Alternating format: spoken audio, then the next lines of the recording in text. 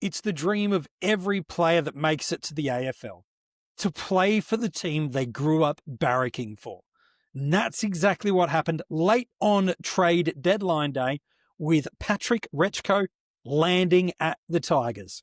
Is there some fantasy footy relevance in this move? Do the Cats really notice it at all? And for the Tigers, does this help with their rebuild of the list to get back into September action? We're going to look at all that and more on today's episode as we unpack the AFL trade of Patrick Retschko through to the Richmond Tigers. Finbar Maley, a couple of trades that went down late last week really went under the radar, didn't they? And this is one of them. Let's just jump straight into it, though. This has zero bearing on the Cats at all. They delisted him, and they've just done the right thing here by making it quick and easy for him to get into the Richmond ecosystem as quickly as they can. And so, Cats ain't even noticing this one moving the needle at all.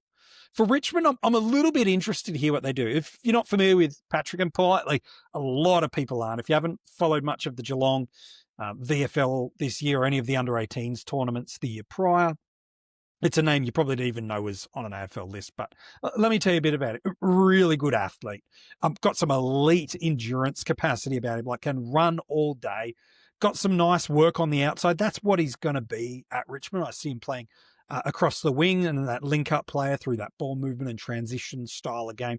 Got some good size about him as well. So he's not that sort of traditional outside, slender, low center of gravity player. There's some strength and some height about him too, and a bit of versatility as well. As much as I say he's more of an outside player, is he can get it done aerially as well as on the ground. So there's some nice things that he brings.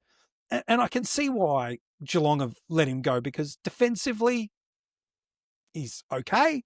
And his kicking's let him down a little bit.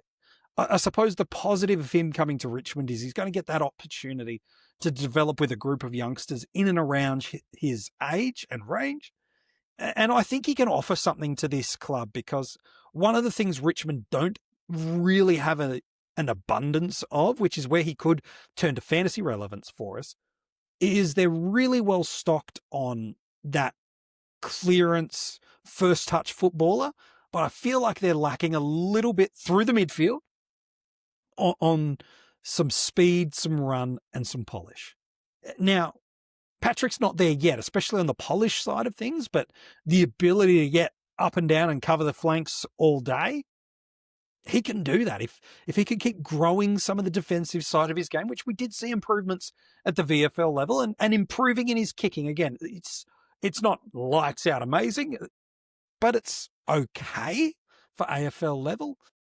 He could be something, because Richmond, look, their inside mid-core feels really solidified for the next couple of years already. Taranto and Hopper aren't going anywhere anytime soon. Then you throw the likes of a Lawler in, a Smiley in. That's a really strong first touch clearance type of team. Now, again, Lawler, Smiley especially have some secondary tricks on the outside. Taranto can go forward, but they don't really have anything that can help with that transition ball movement. A lot of responsibility still is going to lie on Short and Banks to be able to generate that ball inside forward 50 if they don't win it at clearance. And Retschko could be that guy. I don't think he's a lock in the side by any means possible. They got a couple of early draft picks. There are some good players with some outside pace and skill. So he's certainly going to have his work cut out for him. But with a strong off season, he's landed at a club that, from a fantasy footy perspective, there might be something here for us. It's a stretch, but maybe an M10 and M11, because he will have midfield status. I think it's at least something to keep an eye on, but nothing that I'd be super confident about that it's absolutely happening for us. But what's your take, Tiger fans? Do you think this is a really nice pickup for you? And from a SuperCoach and an AFL fantasy community, how keen are you guys on jumping into Retschko as a pick? I'd love to know your thoughts. Hey, thanks so much for tuning in. Every single time a player moves clubs this trade and free agency period, we've done an episode about them. Whether they are a big name player or they're not, we got you covered in kind of really looking on the inside of what it means from a fantasy footy perspective. Would love to know your thoughts. Why don't you comment below and let me know how many games you think Patrick's going to play in 2026 for the Tigers. I'd love to get your thoughts. Hey, thanks for tuning in. We'll be back again real soon with another episode of A Player That's Moved Clubs this trade and free agency period.